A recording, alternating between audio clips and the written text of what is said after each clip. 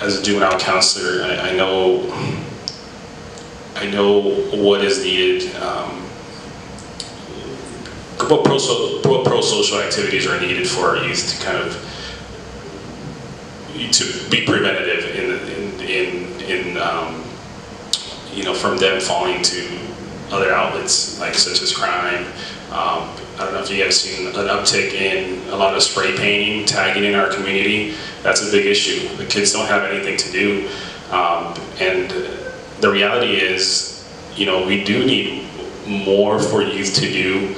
More positive things for youth to do in our community, and I was kind of disappointed when we had when we built our tennis / pickleball court, because I felt that our funds could have been allocated towards something like a skate park or a bike park. You know, those are the things that we need to focus on and lean on our community and really hear and listen to what they need for us to be prosperous in that area. We also need to lean on our schools. We don't have a lot of after-school programs. That's something that we need to lean on the Hillsborough School District, the Forest Grove School District, to really collaborate with them in helping us kind of keep kids out of trouble.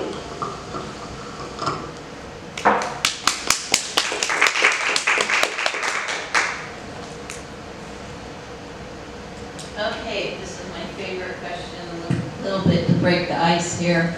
If you were a bumper sticker, what would you say? So, Chris gets to start with this one. And they did not know this question in advance. It's a pretty good secret question. I mean, you know, I'd have to go with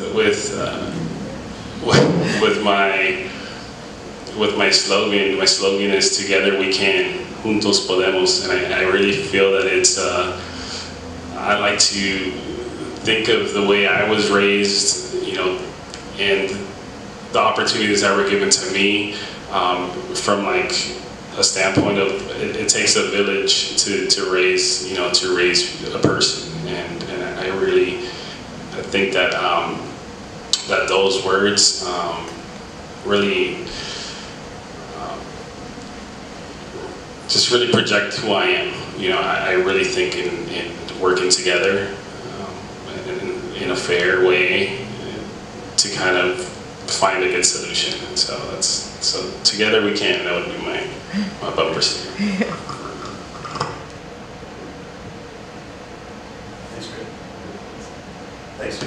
Thanks, Chris. I had a moment more to think about that, but I suppose mine would be, where did you volunteer this week? This is something that I've had the chance to talk with Ralph Brown about in the past, right? And when you talk about visioning, when you're talking about what could transform your community, and I think it's if everybody just volunteered somewhere, pick anything of any interest, but volunteered an hour a week, an hour a month, and if you did that, imagine the power it could have in our community. I'm a little over volunteering. I've got city council, I got my scouts, I'm a recovering soccer coach. So those kind of things, the youth advisory council, but it's, that would be mine, right? Where did you volunteer? And what does that make, right? If you volunteer at the library, you can be stacking books. It doesn't have to be Mother Teresa or the Pope. It can be something as simple as helping out your community. Did you plant some flowers with the Parks Department during Take Care of Cornelius Day? That's where I think it is. Because to Chris's point, we can do anything we want to do if we focus on it together. We pick those topics, we work on them, and I think we've seen that in our community, that when we pick a focus, I mean, the library here is a great one, right? This was a community-driven, grassroots thing, and we wanted it, we worked a long time, we worked really hard, and here we have our beautiful new library. So, thanks.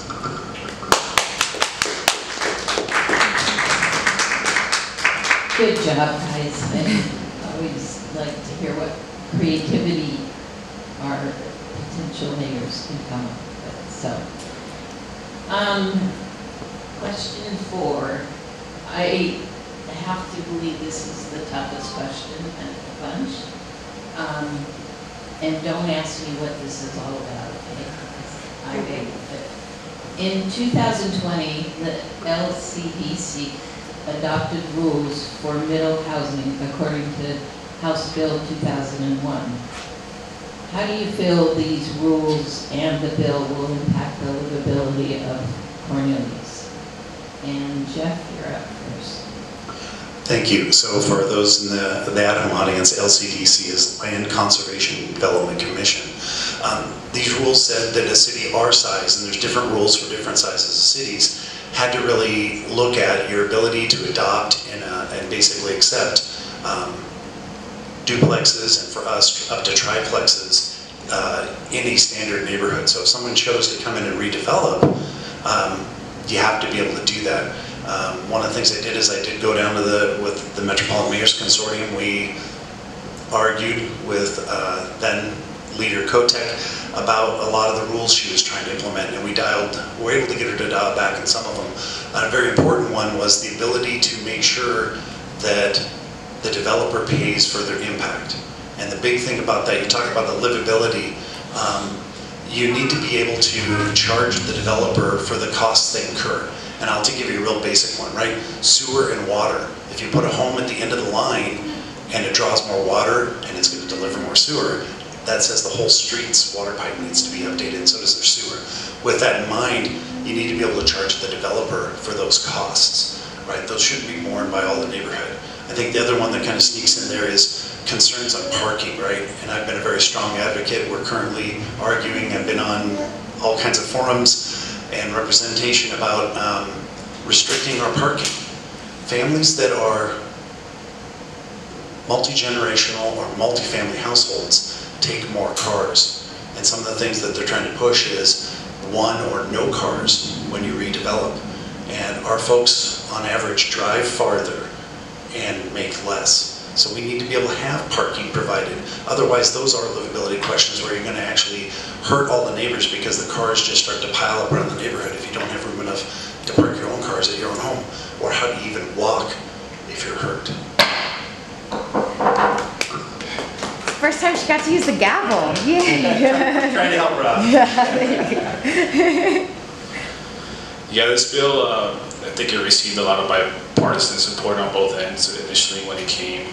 They brought it to the floor faster, and I think we had to play from behind and finding smarter ways of making this work. And I think at one of the city council meetings that I attended, I know one of our residents or constituents, she said parking was going to be more of an issue in her house.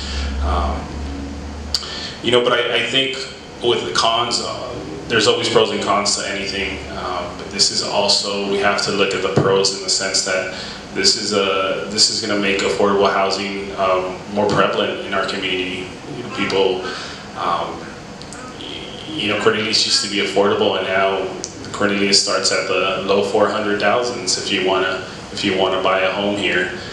It's making it near impossible for first-time home buyers, single-parent households. So this is, this bill is really trying to kind of help in that sense of affordable housing. The other thing it's going to make our streets busier. We already have, our traffic bottlenecking as soon as we come into Cornelius.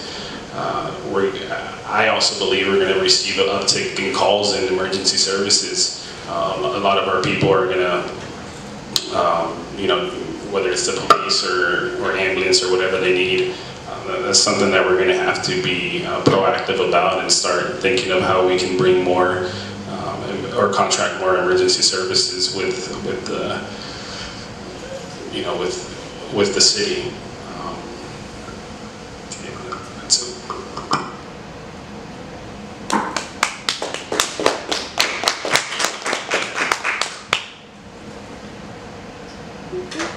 Okay, the last of the questions that I submitted. What is your #1 priority for Cornelius if you get elected / re-elected? Chris? Well, this one was a hard one for me because there's two real big things that are close to my heart. So I'm gonna going to equally bring these to the table, but I think we need to bring, we need to find ways of bringing better school funding. Our schools we're playing from behind when it comes to schools. I live specifically on the south side near Eccleshaw, and one of the things I hear from the residents and my neighbors are that Eccleshaw needed an update like 20 years ago, and I think that part of being a mayor is listening to your community and its needs, and that's something I'm going to advocate for. I'm going to see if we can pass a school bond. The other thing is, I see a lot of potential in our small businesses. For the past 2 years, the lower level of the Fred Meyer shopping center has been vacant. You know, why has that been vacant? Are we not collaborating with our small businesses? Are we not, like, how can we make it more feasible for businesses to come into Cornelius and invest? Because the money's here. The money, like, people go out. They either go to Forest Grove or to Hillsborough to spend their money. We need to figure out a way how to keep the money local. And a lot of that is,